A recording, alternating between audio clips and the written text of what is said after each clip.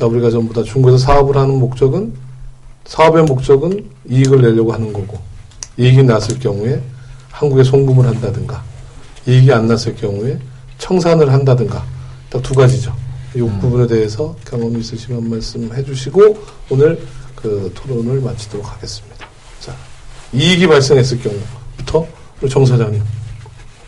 글쎄, 이익 발생했을 경우는 계속 재투자죠. 네, 계속 이제 매장을 오픈하는 이런 방식이지만, 그 송금, 예를 들어서 이제 재투자가 이루어지면 세금 혜택도 많기 때문에, 이렇게 재투자하고 한국으로 송금은 뭐 거의 없는데, 한다고 하면 또 정식으로 이제 절차를 밟아서 하게 되죠. 청산 절차 관련해서는 뭐 이런 절차는 뭐 안 해보셨겠지만 혹시나 이 부분은 그 청산 절차 이런 부분이 이제 조금 까다로운 부분이라고 하더라고요. 청산을 할 때 그동안 영업해왔던 기간 동안에 있었던 이제 발생했던 뭐 이런 영수증이라든지 그런 이제 기장 같은 것들, 그다음에 이제 그 청산한 기간도 한 1년 이상 걸려요. 자, 이 부분은 일단 뭐 잘하고 계시는 세 분께는 안 여쭤보겠습니다.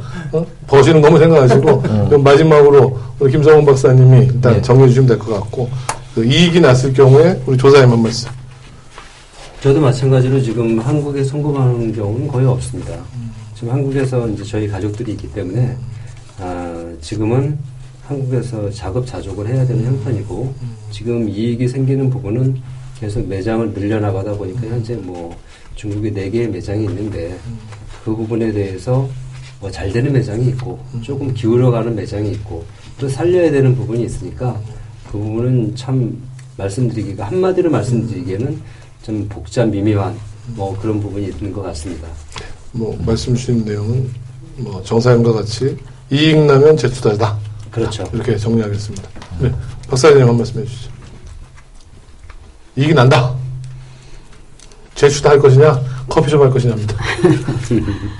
글쎄요, 저도 재투자하는 방향으로 가는데, 거의 다 한국에 송금하는 것보다도 여기에 은행에다 저축하는 편이에요.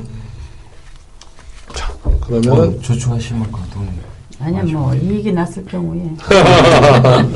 자, 그러면 뭐 모든 분들이 이익이 나시면은 어쨌든 중국이 큰 시장이니까 재투자 부분이 당연하다고 보고요. 그다음에 혹시나 만에 하나 내 이름으로 했는데 사업이 잘 안 됐어. 그럼 어쨌든 뭐 우리 한국말로 야반도주 하는 것도 좀 모양이 사실 안 좋으니까, 최근에 몇 년 전에 우리 중국 내에서 한국 업체들 경기 안 좋아서 그 한국으로 철수하는 과정에서 뭐 야반도주했다라고 하는 얘기도 많이 하지만, 또 그 반면에는 하려고 했는데 정말 청산 절차 힘들다. 나 진짜 이미지 좋게 하고 가려고 하는데 라고 하는 부분도 있는 것 같아요. 그래서 이 부분이 혹시 김성훈 박사님 뭐 경험이 있으시면 청산 절차가 어떤데 이렇게 하려면 이렇게 정도 그 준비를 해야 된다라고 한 말씀 해주시면 좋을 것 같습니다. 우선 중국 내에서 청산하시려면은 설립을 하는 것보다 복잡하기보다는 우선은 시간이 많이 소요가 됩니다.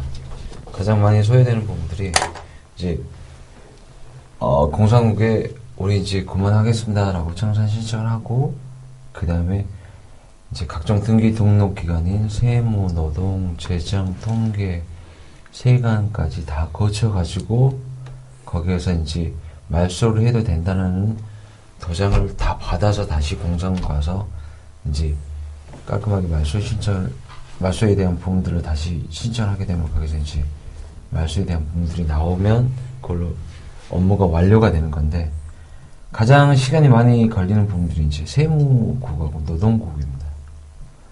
세무국은 개별적으로 대표에 대한, 그리고 그 회사에 대한 부분을 가지고 이제 털기 시작하는데, 이제 특히 대표들이 그리고 직원들이 외국인인 경우 같은 경우는 기존에 있던 그 거주일까지 다 계산을 해가지고, 그리고 급료가 낮았다면 그 낮은 부분이 한국에서 이 업종에서 이걸 종사하게 되면 얼마인데 그 기준보다 낮은데 그 낮은 이유에 대한 사유서를 또 이런 부분들이 오고 가면서 소통을 해가면서 제출을 하다 보면 소요기간이 최소 6개월은 거의 없습니다. 1년 이상씩 소요가 되기 때문에 거기에 대한 대응료가 상당히 높습니다. 아니 안 돼서 돈이 없어서 그만두려고 하는데 이걸 마무리 지으려면 대응료가 우선 만만치가 않고 또 청산보고서를 공인회계사사무소에서 그걸 받아야 되는데 그 비용 또한 만만치 않기 때문에 이 비용에 대한 그리고 이 시간에 대한 부분들이 부담이 너무 많이 되셔서 일반적으로는 이걸 명의를 다른 사람한테 넘기고 가려고 해도 우발적인 채무라든가 뭐 그런 상황을 정확하게 알지 못하기 때문에 누가 이거 안 하려고 또 하는 사람들이 별로 없죠. 그래서 일반적으로 버리고 가면 이게 관련 법률에 따라서 공상행정관리부에서 직권 말소를 해주는 건데 그러니까 연금을 안 했으니까 연금이 1년차, 2년차, 3년차 안 하게 되면 이제 직권 말소를 해야 되는 건데 중국 공산국 입장에서는 얘네들이 인사고가가 있거든요. 유치를 해놓고 1년에 뭐 10개 이상이 이거 지금 직권 말소를 해야 된다. 이게 또 안 되거든요. 행정기관이 공무원 입장에서는. 그렇기 때문에 계속 그게 차일피 미루다 보면 계속 누적돼 있고 누적돼 있는 상태에서 그분이 투자자가 대표가 다시 여기서 동종업계에서 사업을 하게 되면 이제 블랙리스트에 올라가 있는 사람이기 때문에 이제 자기 명의로 하기는 좀 힘들어지시는 거죠. 근데 그런 불이익은 없나요? 예를 들어서 만약에 청산 절차가 잘 안 이루어졌다. 네. 그랬는데 여기도 이제 거주를 해야 되니까 비자는 뭐 다시 직원으로 들어간다든가 이렇게 됐어요. 그러면 출입국 관련해서는 별로 불이익 같은 게 없나요? 아, 이 부분은 행정적인 측면이고 저기 어떻게 보면 형사적인 부분들에 대한 것들이 아니라면 또 민사적으로도 저기 채무자로서 채권자가 소를 제기해가지고 뭐 출국 금지라든가 뭐 그런 부분들을 조치를 안 해놨다면 크게 문제될 건 없죠. 그런가요? 네. 근데 제 같은 경우는 옛날에 이제 제가 이거 요식업을 하면서 한국의 사무통신 설비 유한공사 총경리를 했어요. 13년을 제가 했습니다. 총경리를 할 때 그때는 이제 비자가 제때 비자가 있었죠. 그래서 이제 우리 회사가 중국의 뭐 그 통신사하고 합작을 했어요. 했는데 소당산에다가 땅을 이제 구입해 놓은 게 있었어요. 공장 부지로. 그래서 이제 회사에 영업 이익이 안 나오니까 또 영업 실적도 없고 세무보고는 해야 되고 그래가지고 이 땅을 팔았어요. 매각을 했어요. 해가지고 이 돈을 한국에다 송금을 했어요. 정식 절차를 밟아서 하면서 청산을 보는데 이게 2년이 걸렸어요. 2년이 걸리는데 아까 제가 김 박사님 말씀대로 너무너무 복잡한 거예요. 그래서 이제 우리 그때 우리 회사 회계가 이제 이걸 거의 다 하고 변호사 사무실 통해 가지고 이제 했는데 그때 이제 김덕현 박사님 많이 도와주셨어요. 그래가지고 했는데 이제 돈도 한국에 다 보내고 꽤 많아요. 그러고 했는데 이제 나중에 제 비자 문제가 이 제트 비자가 안 되는 거예요. 회사가 없어졌으니까. 그리고 이 청산을 보면서 마지막 다 이제 마무리하고 다 이제 완벽하게 되고 오케이가 됐는데 이 신문에다가 공고를 갖다가 각 다른 신문에다가 공고를 내야 되는 거예요, 또. 그렇죠. 예. 내고 그리고 마무리를 했는데 그래서 저는 이제 비자가 Z 비자가 안 나오니까 이제 F 비자를 했어요. 네. 그 이게 비자법이 자꾸 바뀌다 보니까 이거는 이제 뭐 3개월에 한 번씩 들어갔다 나갔다 해야 되는 거야. 아니면 이제 한 달에 한 번씩 왔다 갔다 하고. 그리고 나이가 있으니까 딴 회사 빌려가지고 취업증을 냈는데 노동국에서 나이가 많다고 취업증을 안 내주는 거예요.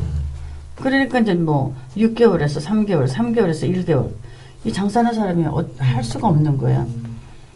그래가지고 이제 우리 애가 이제 직장 생활을 하다 보니까 이제 거기에 가족을 해서 S2 비자가 나오더라고요. 그래가지고 이제 1년 비자의 체류 기간이 3개월인 거야. 그래서 3개월을 1년을 하고 그 다음에는 이제 체류 기간 1년이 된다고 그러더라고요. 그래서 사실은 대기업에서 나와서 Z 비자를 가지고 영업을 하시는 분들은 문제가 없지만 우리 같은 경우는 참 이게 비자 문제로 해서 참 어려움이 그렇죠. 많습니다. 네. 그래서 이제 독자를 하려니 또 뭐 돈 갖고 오는 문제도 있고 그래서 이제 나중에 이제 독자 문제를 할 때는 또 김 박사님께 상담을 자, 장시간 우리가 얘기를 나눴는데요. 우리 마지막 청산 절차를 얘기를 했는데 이 부분은 제가 억지로 조금 그 덜한 부분은 여기 중국에 오시는 한국 분들이 청산 절차 하지 마시고 만약에 돈 많이 버시고 그렇죠. 나중에 돌아갈 때는 좀 많이 중국 분들한테 주고 가든가 중국 친구한테 이러면은 장사 잘 될 때 모든 분들이 그러면 좋죠. 그렇게 되기를 바라는 마음에서 중국 정보를 오늘 그 귀한 시간 내주신 네 분 전문가님들하고 말씀을 나눴고요. 그래서 이게 다음에 다른 업종들도 이렇게 진행이 되었으면 하는 바람입니다. 그리고 저 개인적으로 한 말씀 드리고 싶은 내용은 중국에 와서 사업을 하시는 분들, 한국에 계시는 분들이라든가 중국에 계시는 분들이 중국에서 사업을, 식당뿐만 아니라 모든 사업을 하시는 데 있어서 마음가짐을 아까 전에 조사님께서 6개월, 1년 뭐 이렇게 그 말씀을 하셨는데 저는 좀 다르게 생각하는 부분이 중국 속담에 보면은 군자의 복수는 10년이 늦지 않는다라고 하는 얘기가 있어요. 이제 성어가. 그런데 제가 바꿔서 중국 사업은 10년 하고 하루를 더 봐야 된다.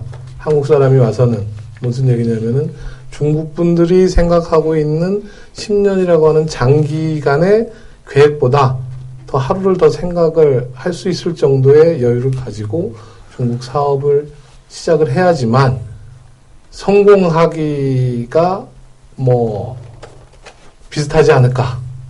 하루 정도 갖고 안 되고 좀 더 뭐 11년, 12년 계획을 잡아서 그 사업을, 모든 사업을 해야 되고 마음가짐도 그런 마음이 되었으면 하고 모든 분들이 중국에서 사업하셔서 이익이 나시고 청산하지 마시고 제출도 하시고 또 제출도 하시다가 또 우리 박 회장님처럼 한국에 가신다고 할 때 그 주변에 10년, 20년 같이 있던 직원들에게 너나 주고 이렇게 돌아갈 수 있는 한국 사람들이 되었으면 하는 마음으로 그 토론을 마치고자 합니다.